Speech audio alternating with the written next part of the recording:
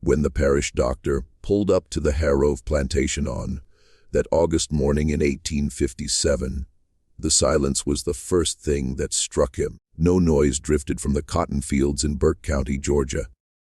No shouts, no wagons. Everything sat motionless. He spotted the workers gathered near the main house. No one moved. No one spoke. All eyes stayed fixed on the ground or on the pine forest behind. "Where is Mr. Harrove?" the doctor asked.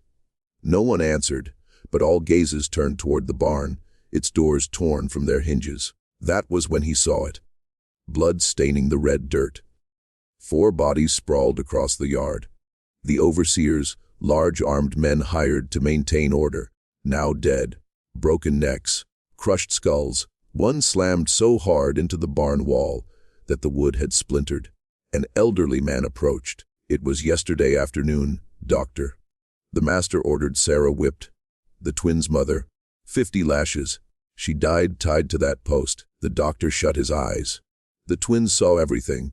Josh and Zeke, 7-7 and 7-6, 28 years of obedience, never raising their voices. Kept in check because of her. The master used the mother as a leash, threatening to beat her whenever they questioned anything. That method always worked, until yesterday. The overseers tried to stop them. One shot Josh in the shoulder. He kept coming. They killed all 4 in under 2 minutes. Then they went into the house, took the master, and dragged him into the woods. "He's still alive." The old man gestured toward the dark forest. The sheriff arrived from Augusta with 12 men. Hunters, the best in the county, armed with rifles, machetes, ropes. They entered the woods at dawn confident, prepared to track 2 runaway slaves. The old man paused, his gaze fixed on the trees, but they didn't know what awaited them in there. Before we move forward with this chilling story, tell us which city you're watching from, and help us grow by subscribing to the channel. Let's continue. The tale of Josh and Zeke begins 28 years earlier, in the summer of 1829. Sarah was barely 27 years old when she went into labor on a suffocating July night. The heat inside the slave quarters was unbearable. No breeze slipped through the gaps in the wooden walls. 2 midwives worked by candlelight, their faces shining with sweat as Sarah screamed through 14 hours of the most grueling labor they had ever witnessed. When the first baby finally emerged, the older midwife gasped. She had delivered over 100 infants in her life, but never had she seen a newborn this size. The baby weighed 13 pounds and had arms and legs that seemed to belong to a 6-month-old. His hands were unusually large, his fingers long and thick. But what made her step back was his left eye. A milky white film covered it entirely, as if someone had poured cream over the pupil. Before she could speak, Sarah's body convulsed again. The second twin was on his way. Another 40 minutes of pushing, of screaming that set the dogs howling outside. And the second baby arrived, nearly identical to the first, but with clear eyes that appeared to absorb everything around him with an unsettling awareness. He weighed 12 pounds. The younger midwife made the sign of the cross. "Lord have mercy," she whispered. "These ain't natural." Sarah, bleeding and exhausted, pulled both babies to her chest with a fierceness that silenced the women. Her voice came out weak but steady. "These are my sons. God made them this way for a reason. They're going to survive in this world. They have to." She named them Josiah and Ezekiel after prophets from the Bible, ones her own mother had told her about before being sold away when Sarah was just 8 years old. Josh and Zeke, she called them. And from their first breath, it was evident these boys were unlike any children born on the Harrow Plantation. The Harrow Plantation ranked among the larger operations in Burke County, valued at roughly $45,000 in land and property in 1829. The estate stretched across 200 acres of prime bottomland along the Savannah River, where the soil was dark and rich, perfect for cotton cultivation. The main house, a two-story white structure built in 1803, was worth about 8,000 with its furnishings.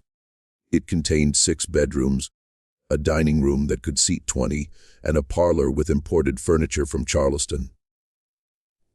Behind it sat the overseer's house valued at 600, the stables worth 400, the smokehouse, the cotton gin house valued at 2,000 with its machinery, and various storage buildings.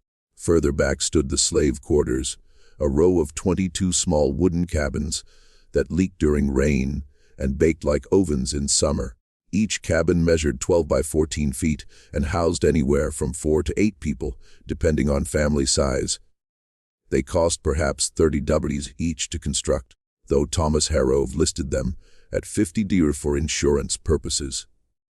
Thomas Harrove, the owner at the time, ran what he considered a model operation. He owned 68 enslaved people in 1829, representing his largest capital investment at approximately $55,000 total value. An average field hand was valued between 600 and 800. Skilled workers like blacksmiths or carpenters could be worth 4,200 to 500. Children under 10 were valued at 200 to 300. Women of childbearing age were worth 700 to 900 because they could produce more valuable property. The plantation produced between 100 and 120 bales of cotton annually, each bale weighing around 400 pounds. At the going rate of 10 to 12 cents per pound in 1829, this meant annual revenue of $20,000 to $24,000. After expenses for food, clothing, equipment, taxes, and paying the overseers, Thomas cleared about $8,000 profit each year, a comfortable income that placed him among the wealthier planters in Burke County, though nowhere near the true cotton aristocracy of the lowlands, who owned thousands of acres and hundreds of slaves. It was into this world of calculated values and human property that Josh and Zeke were born. A world where their worth would be tallied in dollars and cents, where their bodies were entries on a ledger, where they were simultaneously priceless and worthless. Depending on who was doing the counting, they grew at an astonishing rate. By 6 months, they were the size of 2-year-olds. By age 2, they appeared 5. By 5, they stood as tall as boys of 12. Their bodies already showing muscle definition that shouldn't exist in children so young. Thomas Harrove would bring visitors to see them as if they were prized livestock. He'd make them stand while men in fine clothes examined them, measured them with walking sticks, felt their arms, checked their teeth like they were horses. "Finest specimens I've ever produced," Thomas would say, as if he'd somehow created them rather than merely owning their mother. "Worth 500 each already, and they ain't even old enough to work yet. By the time they're grown, these boys will be worth more than any 3 field hands combined." He was right, though even he underestimated their eventual value. Sarah despised these exhibitions, hated watching her sons treated like curiosities, but she kept quiet. Speaking up in 1835 got you sold, and she couldn't protect her boys if she was gone. The boy's father, Samuel, had been tall himself, standing about 6'3". He'd been valued at 900 when Thomas Harrove sold him to a Mississippi plantation owner in 1829 in exchange for 2 younger field hands valued at 400 each, plus 100 cash. The trade made financial sense to Thomas. He got 2 workers for the price of 1, plus money. That Samuel was leaving behind a pregnant wife didn't factor into the calculation. Love had no value on the ledger. Sarah never saw Samuel again. Never got to tell him about his sons. Never got to show him what they became. Sometimes she'd tell the boys about their father. How he had a deep voice, how he was gentle despite his size, how he'd been sold because the old master needed cash and Samuel was worth more than most. The boys would listen and try to imagine a man they'd never met, a father who existed only in their mother's memories and in the genes that made them giants. Josh and Zeke were inseparable from the beginning. They developed their own way of communicating, a mix of words and gestures, that only they fully understood. When one was hungry, the other knew without asking. When one hurt, the other felt it. They were two halves of the same soul. People said the bond between them was something you could sense when they were in a room, like the air itself connected them. But their size created problems as they grew. By age 10, both boys were over 6 feet tall and still growing. They couldn't play with other children without accidentally hurting them. Their strength was too much. Once when Josh was 9, he was playing catch with another boy named Thomas. He threw the ball too hard and broke the boy's hand in 3 places. The crack echoed across the yard. Thomas screamed. His mother screamed. Josh cried for hours afterward, inconsolable, while Zeke sat beside him in silence, holding his brother's massive hand in his own, sharing the guilt and pain. That was when they learned to be careful, to move slowly, to be gentle despite the power in their bodies. They learned to make themselves smaller, to hunch their shoulders, to speak softly so people wouldn't fear them. Because fear made people cruel. Fear made people dangerous. The other enslaved people on the plantation didn't fear them, though. They respected them, even loved them. The twins worked harder than anyone, never complained, and always helped those who needed it. When an old man named Thomas couldn't lift his water buckets anymore, Josh carried them for him without being asked. Every morning without fail. When a woman named Ruth fell sick with fever and couldn't work, Zeke did her tasks plus his own for 2 weeks straight, so she wouldn't be whipped for falling behind. He worked 18-hour days and never once complained. Children loved them most of all. The twins would let kids climb on them like they were trees, carrying 3 or 4 at a time on their shoulders and backs, walking carefully so nobody fell. They'd carve little toys from wood scraps during their rare moments of rest, their enormous hands somehow delicate enough to create tiny horses and dolls that made children squeal with delight. By the time they were 15 years old in 1844, Josh and Zeke had to duck through doorways. Both stood over 7 feet tall and showed no signs of stopping. Thomas Harrove had them appraised by a slave trader from Savannah who specialized in unusual merchandise. The man examined them thoroughly, measured them, watched them work, and declared them worth $4,500 each at their current height and age. But if they keep growing, he said, and if they stay healthy and strong, by the time they're 20, you could get $2,000 and maybe $2,500 each. I've never seen anything like them. They're one of a kind. Thomas smiled. His investment was paying off. He fed them well, gave them slightly better clothing, made sure they had decent shoes. Not out of kindness, but economics. You maintained valuable property. You didn't let a $2,000 asset go barefoot and hungry. That would be poor business. The twins had different personalities despite their physical similarities. Josh was quieter, more thoughtful. He watched things for a long time before acting. Even with his bad eye, he noticed details others missed. He taught himself to read by watching the Harrove children's lessons through windows, memorizing letters and sounds. His good right eye was sharp enough to compensate for the blind left one. He'd practice on old newspapers, on signs, on anything with words. Zeke was more direct, not impulsive, but less hesitant than his brother. When something needed doing, Zeke did it. He understood numbers and mechanics better than reading. Could look at a broken piece of equipment and know how to fix it.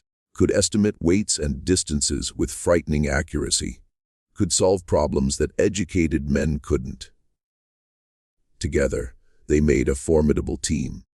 In the fields, they could pick more cotton in a day than 5 average workers. During harvest, when every hand mattered, the twins were worth their weight in gold. Thomas Harrove knew this, knew that selling them would bring $4,000 or more, but keeping them was worth more. so he kept them, treating them like valuable machines. Sarah watched her sons grow into men and felt pride mixed with terror. Pride because they were good, truly good, despite living in a world designed to break them.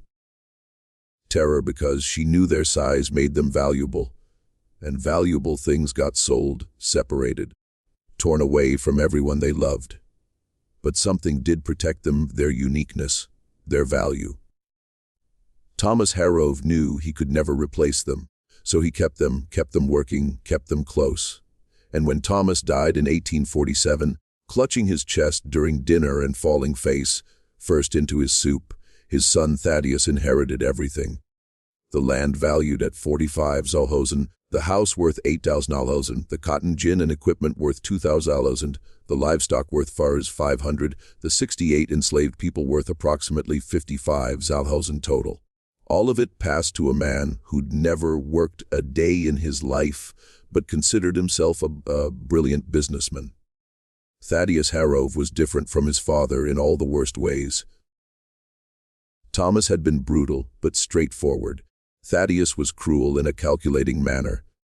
He was 42 years old when he took over, a man of medium height with a growing belly and small eyes that were always watching, always assessing value. Everything was a transaction to him. Everything had a price. He had accumulated substantial debts during his youth, gambling debts in Charleston amounting to $3,000, a house in Augusta on Green Street that had cost him $4,000, a mistress there who expected expensive gifts, jewelry costing $200 here, a dress for $150 there. He owed various merchants in Savannah another $200,000 for furnishings and luxuries. When his father died, Thaddeus inherited assets worth over $100,000, but also inherited responsibility for maintaining an expensive lifestyle he'd grown accustomed to. Within months of taking over the plantation, Thaddeus made changes. He hired new overseers, offering them better pay than most plantations. The head overseer position paid $400 annually, high for Burke County, where the average was $250 to $300. But Thaddeus wanted men who would be loyal to him, men who wouldn't question his methods. He hired 4 overseers total, paying $1,600 yearly for labor management. He cut food rations to save money, reducing weekly portions of cornmeal and salt pork. This saved him approximately $300 annually. He increased work hours, pushing sunrise starts even earlier and sunset endings even later. He sold 12 people that first year to pay off his most pressing debts. An average of $700 each meant $8,400 went straight to creditors in Charleston and Savannah. Over the next 5 years, from 1850 to 1855, he sold 23 more people. Young men averaged 800 to 900, women 700, children 400. Total sales brought in approximately 17,000, most of which went to maintaining his lifestyle in Augusta and paying gambling debts that kept accumulating. The plantation's enslaved population dropped from 68 to 33. This created a labor shortage that Thaddeus compensated for by working the remaining people harder. Hours increased from 12 to 14, then to 16 during harvest season. Food rations stayed low. Medical care was nearly non-existent, unless someone was valuable enough to justify the doctor's fee of $500 per visit. The plantation's cotton production dropped from 120 bales annually to about 80. At the current rate of 11 cents per pound, this meant revenue fell from about $26,000 to about $17,000. After expenses of $6,000 for overseer salaries, equipment maintenance, taxes, and minimal food costs, Thaddeus cleared about $11,000 profit, but he spent $12,000 to $14,000 annually on his Augusta house, his mistress, gambling, and luxuries. The math didn't work. Every year he went deeper into debt. By 1857, Thaddeus owed various creditors approximately $9,000. His Augusta house had a mortgage of $105,000.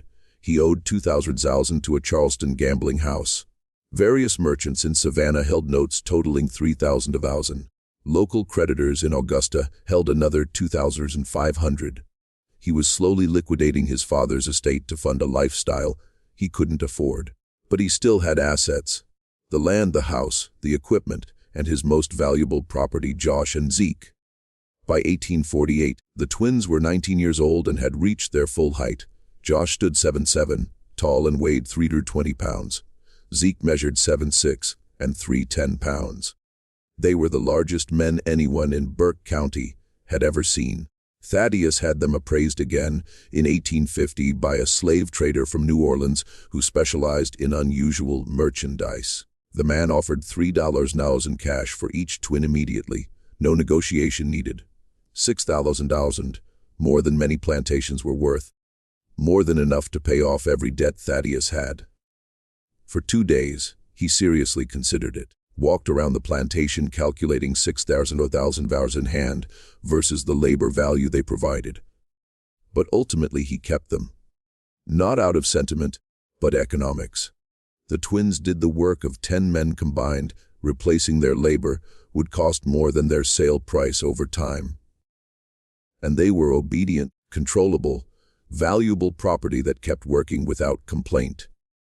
He kept them because of Sarah. Thaddeus was smart enough to recognize the relationship. Observant enough to see how the giants deferred to their mother. How they'd stop mid-motion if she called them. How they'd do anything to protect her. It was their weakness. And Thaddeus knew how to exploit weakness. The first time he tested his theory was in March of 1849. A young man named Isaac had been working a rocky section of field when the plow hit a buried stone and snapped. The wooden handle split right down the middle. It was an accident. Plows broke sometimes. The replacement cost was $12, a minor expense. But the head overseer, a man named Crawford, whom Thaddeus paid $450 annually specifically for his reputation for cruelty, wanted to make an example. He ordered Josh to whip Isaac. 20 lashes right there in the field where everyone could see. Josh looked at Isaac. The boy was 17, scared, trembling. "No, sir," Josh said quietly. "I won't do it." The field went silent.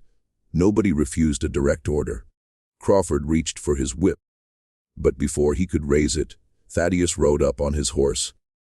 A thoroughbred that had cost him $200. He'd been watching from a distance. "There a problem here, Crawford."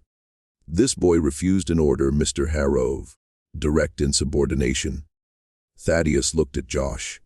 Studied the giant standing there, 7'7", of muscle and bone that could kill him easily. Thaddeus was smart enough to know that force wouldn't work. You couldn't threaten someone with violence when they could break you like kindling. But you could threaten someone they loved. "Bring Sarah," Thaddeus said.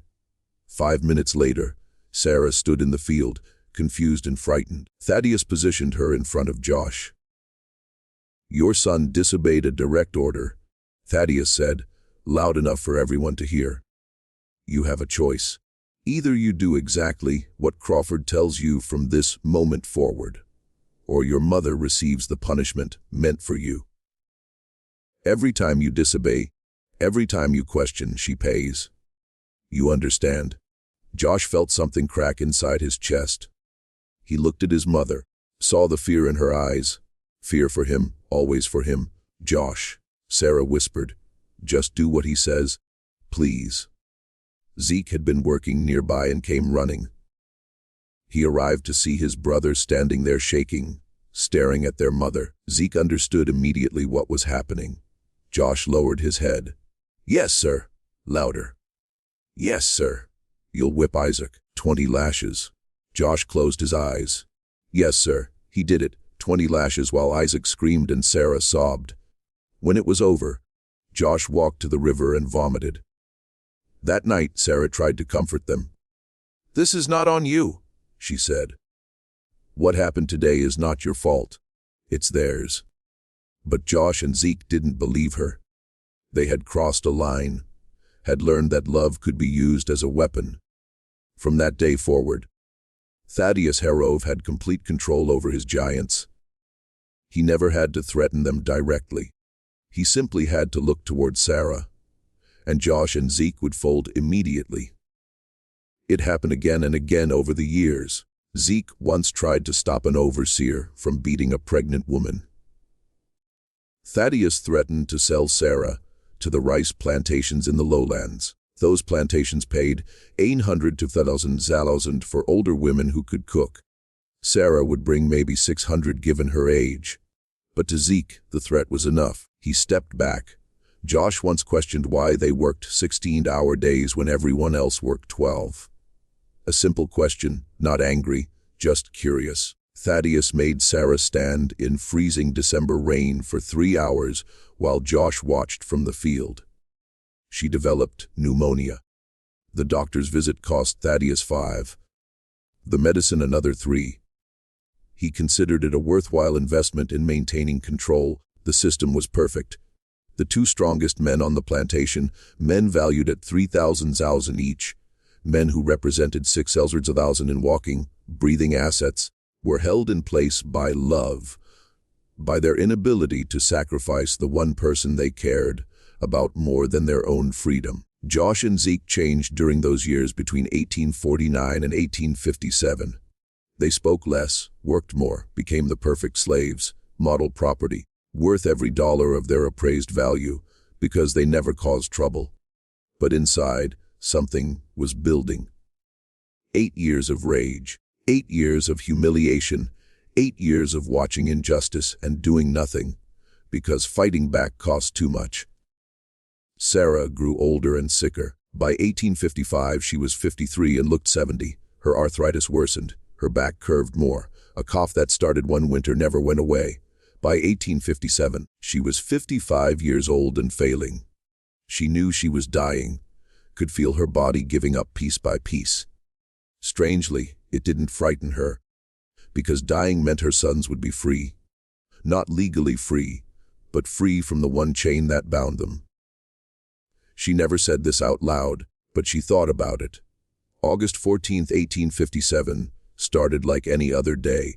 Sarah woke before dawn and made her way to the main house kitchen. She started preparing breakfast, cornbread, bacon, eggs, coffee. Around 900 in the morning, she reached for a cast iron pot on a high shelf.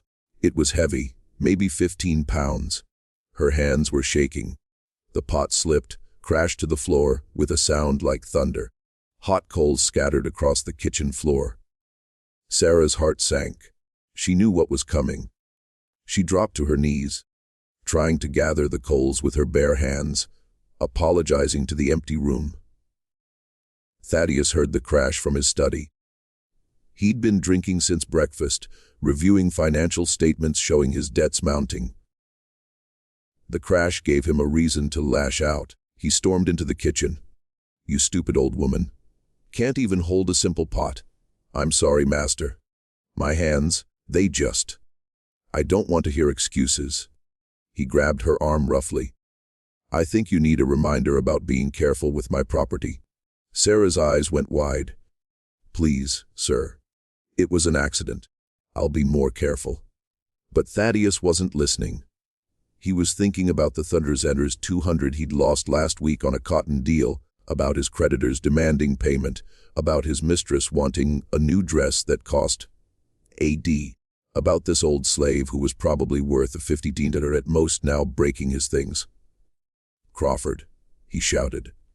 The overseer appeared within minutes. "Take her to the post. 50 lashes. I want everyone to watch." Crawford hesitated. "Sir, she's old. 50 lashes might. Did I ask your opinion? I pay you $450 a year to follow orders, not question them." "Yes, sir." Sarah started shaking. "Master, please. I'll work harder. I'll be more careful. Please." Thaddeus slapped her, split her lip. "Get her out of my sight." They took her to the whipping post in the yard, the same post where dozens had been punished. Crawford tied her wrists to the iron ring at the top. Her feet barely touched the ground. He tore her dress down the back, exposing wrinkled skin marked with old scars. Word spread fast. Within minutes, everyone who wasn't in distant fields had gathered. Some looked away. Others watched with blank expressions. A few cried quietly. Thaddeus took the whip himself. Wanted people to see, wanted them to understand that age didn't earn mercy, that you were never safe, never free, never human enough to be spared. The first lash made Sarah gasp. The second made her cry out. By the 10th, she was screaming. By the 20th, the screams became weaker. By the 30th, she stopped making sound, her body just jerking with each impact. That didn't stop. 35, 40, 45, 50. When he finally stepped back, breathing hard, Sarah hung limp. Her back was destroyed. Blood ran down her legs, pooling in the dirt. Crawford checked her pulse, pressed his fingers to her neck. Nothing. She's gone, sir. Thaddeus dropped the whip. For a moment, something like awareness crossed his face, recognition that he just killed a 50 asset over a dropped pot that cost maybe 2. Then the moment passed, replaced by annoyance. Cut her down, bury her somewhere, get back to work. He walked away, heading for more whiskey. Nobody moved for a long moment. Then someone said it. Where are the twins? Josh and Zeke had been working in the south field almost a mile away, but they heard the screaming. Something about this scream cut through everything. Josh stopped mid-swing. That's Mama. Zeke dropped his tools. Can't be. But the screaming continued, getting weaker. Definitely her voice. Josh started running. Zeke followed. 2 giants moving faster than seemed possible, covering a mile in minutes. They arrived just as Crawford was checking her pulse. Just as he said, "She's gone, sir." They stopped. Just stopped dead. Stood there staring. Their mother's body hanging from the post. Back destroyed. Blood everywhere. Thaddeus walking away like this was nothing. Josh fell to his knees, moved forward. Took his mother's body from Crawford with trembling hands. She felt so light, so small. He touched her face, still warm in places. He closed her eyes gently.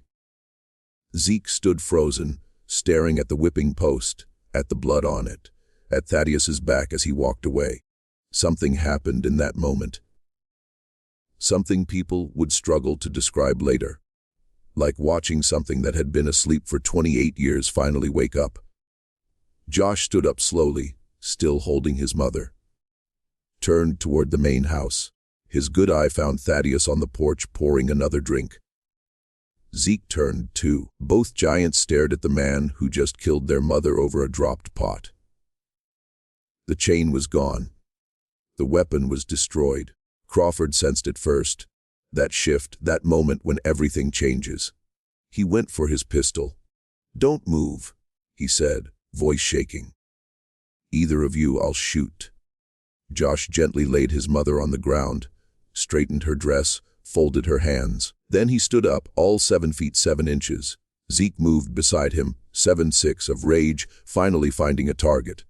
On the porch, Thaddeus felt real fear for the first time in years. He'd always had Sarah, the weapon that controlled them.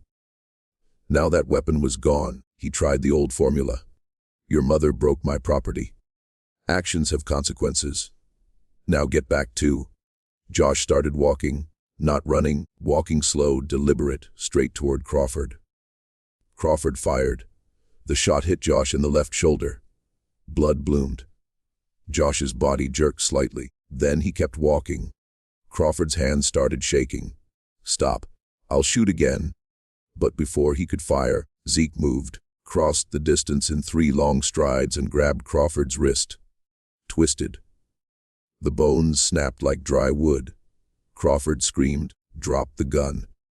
Zeke grabbed his throat with the other hand, lifted him off the ground, squeezed. The crack echoed across the yard. Zeke dropped the body. The other 3 overseers raised their weapons. But they were scared now, shaking. They fired wild. 1 bullet grazed Josh's side. Another missed entirely. The 3rd hit the barn wall. Josh reached the nearest overseer before he could reload. One hand grabbed the man's head. The other grabbed his chin. Josh twisted. The crack sounded like a gunshot. The body dropped. Zeke grabbed another overseer who was trying to run, lifted him by the neck, threw him at the barn wall. The man's body hit with such force the wood splintered. He fell and didn't move.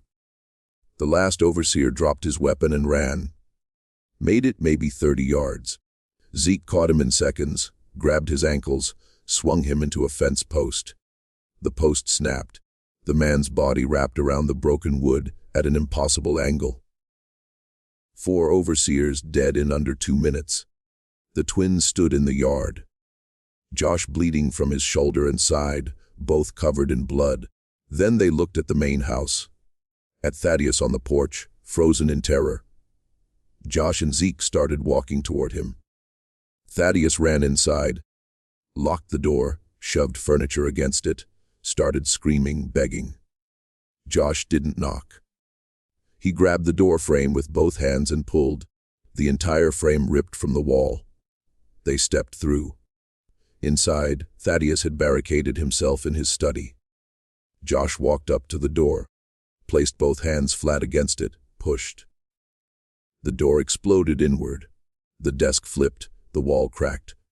They found Thaddeus crouched in the corner, crying, holding a pistol he couldn't load because his hands shook too much. "Please," he whispered. "I'll free you, both of you. Write the papers right now. Give you money. All the money, just please." Josh looked at him. This man worth maybe $10,000 in assets after debts. This man who'd controlled them for 8 years. Who just killed their mother over a $2 pot. Josh reached down, grabbed Thaddeus by the shirt, lifted him. "Josh, please. I'm sorry about your mother. I was drunk. Didn't mean to kill her. We can work this out." "Ow!" Josh hit him. One punch broke Thaddeus's jaw. The man's begging turned to gurgling screams. The twins carried him outside, through the destroyed house, past the bodies, past their mother lying in the dirt, across the yard toward the pine forest. Thaddeus tried to scream through his broken jaw. Wet, bubbling sounds called for help that wouldn't come. They disappeared into the trees. His screaming got farther away, stopped, started again, different this time. Pain, pure pain, sounds that made everyone look away.